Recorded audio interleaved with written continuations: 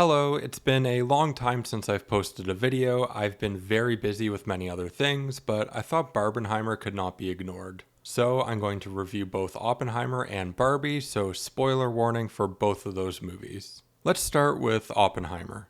On an audiovisual level, Nolan movies rarely click with me. I usually find them to be obnoxious and ugly, and Oppenheimer is no different.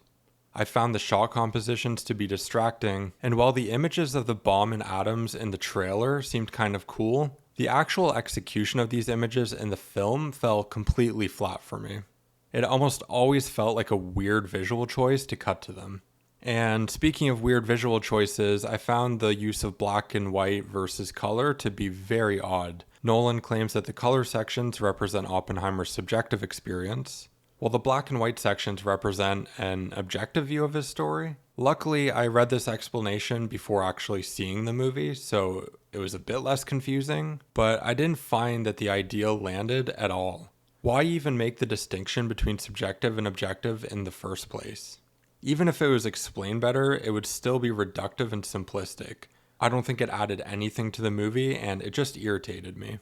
As for the audio, I will say that very few directors make me appreciate silence and clear dialogue more than Nolan. I can only think of one big director that is worse when it comes to this. Why did they feel the need to have constant noise and music? And at such ridiculous volumes? I actually had a slight headache by the end of the movie because of it. This constant noise and music also undermines the impact of the nuke when the Trinity test finally rolls around. I feel like a nuke should feel massive and devastating and destructive, but it ends up feeling like nothing after an entire movie's worth of build up to it. Kinda just felt like a bunch of people sitting around watching fireworks. Honestly, David Lynch did it better.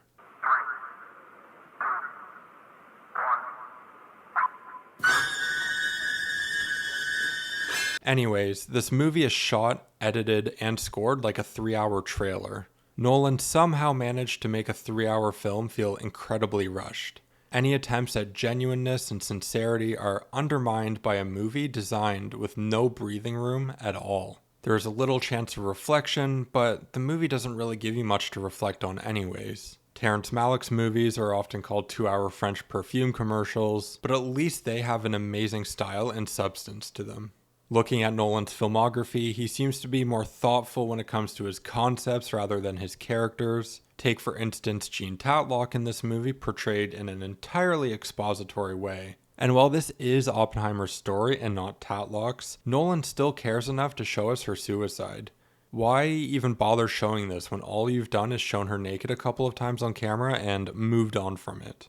In terms of the plethora of big-name actors making an appearance, it was pretty distracting to see them constantly showing up for just a few minutes each. I think taking the Robert Bresson approach by using lesser-known and amateur actors would have actually benefited this movie greatly. The Oppenheimer movie bathes in a gigantic pool of big-name actors, big ideas, big implications, and big questions. But the pool is 2 inches deep and there is no water in it. As a Nolan hater, as some would call me, and that is a label I would gladly accept, considering my opinion of most of his films, I actually think that Oppenheimer is one of his better movies. Definitely top 5 Nolan for me. Now it's time for ratings. I will include ratings from 5 of my friends, as well as my own rating, and I will do the same for Barbie, because we all saw both movies. Our dog gave Oppenheimer a 4 out of 10, B-Man gave Oppenheimer a 4 out of 10. The Nickmeister gave Oppenheimer a 4 out of 10 as well. D-Beg gave Oppenheimer a 6 out of 10. And Duckian gave it a 10 out of 10. And I will give it a score of 2 out of 10. I found it to be a frustrating and completely unrewarding watch, and I honestly hope that I never have to watch this movie again. Before moving on to Barbie, I do want to say that Oppenheimer seemed to be setting up a historical cinematic universe. At one point in the movie, Oppenheimer tells Catherine that he's putting a team together, which will likely be his version of the Avengers or the Justice League. And JFK gets name dropped, and I think he will likely be the Thanos of the HCU. And now for Barbie. If you watched my Barbie teaser reaction many months ago, you know that I really liked the 2001: A Space Odyssey reference with the music also spoke Zarathustra, which I found really cool after watching the movie because the themes of the film actually reminded me a bit of Nietzsche's idea of the spirit of gravity, which is found in his book Thus Spoke Zarathustra. Anyways, this movie has amazing set designs and costumes. The music and choreographed dances are spectacular. Everyone is perfectly casted. While big name actors were a detriment to Oppenheimer for me, I actually really liked it in Barbie, which is a movie based on a cultural icon. For example, John Cena and Dua Lipa showing up as merpeople is fun and playful and humorous. And it actually makes sense within the context of the movie. All these big names and cultural icons appear in a movie about culture and icons. A lot has already been said about Robbie and Gosling's performances, but I would like to jump on that as well and say that they both absolutely nailed their performances. Every Barbie and every Ken is amazing, and Alan too.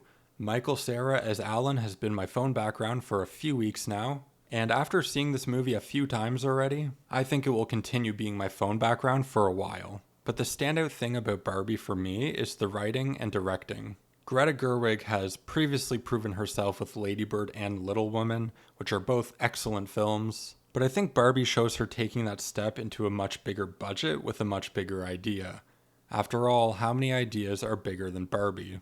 The audiovisual design for the movie is simply outstanding, and the way that she sets up her transitions between scenes and the way that the movie's structured is continuously mind-blowing, and I absolutely love it. While the movie's messages and themes are often very direct, where the movie really excels is in the subtext of everything. In my multiple rewatches, I found myself constantly picking up on new things. And knowing the ending while watching meant I could focus more on how the ideas were presented and how they were developed in each scene, because I already knew the destination. There is an impressive amount of logical consistency, connecting complex ideas in ways that feel simple and obvious. The movie's take on feminism, and its idea of and representation of patriarchy, is a lot more nuanced than most. Obviously, the main focus is the empowerment of women, as the movie examines the contradictory expectations the society places on women. Visiting the real world is a brutal awakening for Barbie, as she experiences the gravity of a patriarchal social structure. She is the target of toxic ideas and behaviors. She learns what it means to be a woman in a world with unrealistic and judgmental expectations of her. As Barbie says towards the end of the movie, you are either brainwashed or ugly and weird. There is no in between. But this movie also goes out of its way multiple times to empower and affirm men too. Ken isn't an accessory to Barbie, and Barbie isn't an accessory to Ken. No one should be defined by the validation of others. The matriarchal and patriarchal systems that attempt to control the process of validation, like when Ken brings patriarchy to Barbie Land, are challenged in favor of a world where no one is bound by the social expectations of gender, instead giving everyone the space to define themselves on their own terms. It is likely the most balanced and thoughtful representation of gender relations that I've ever seen in a movie. The ending of Barbie is one of the most amazing movie endings I've ever seen. Barbie talks to her creator about what it means to be alive, and we get this amazing montage set to a beautiful piece by Billie Eilish. I did not expect the Barbie movie to get this existential, and I wasn't expecting this amount of pure emotion and beauty to come shining through. Oh, Jesus, that's disgusting.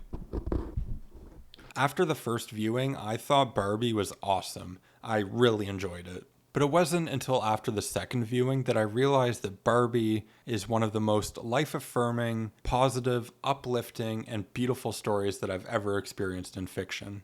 I laughed so many times, I cried so many times, and I was taken into this beautiful world created by Greta Gerwig. I am absolutely in love with this movie, and the third viewing was just further confirmation of everything that I just said. After Barbie, I think that there is a strong argument for Greta Gerwig being the greatest director working today. She's definitely in my top 10 of all time after this one, the first woman director in my top 10, which is a very welcome change. She's so smart and so clever and so emotional too, and I think that all of this comes together in every one of her works. So thank you, Greta. You are amazing, and your movies have taught me a lot about myself and about the world around me, and that's special. It really is very special to have an artist creating works that really move you and make you think and make you feel such strong emotions. So now for the ratings. R-Dog gave Barbie a 9 out of 10. B-Man gave Barbie an 8 out of 10. The Nick Meister also gave Barbie an 8 out of 10. D-Bag gave Barbie a 4 out of 10. And Duckian gave it a 5 out of 10.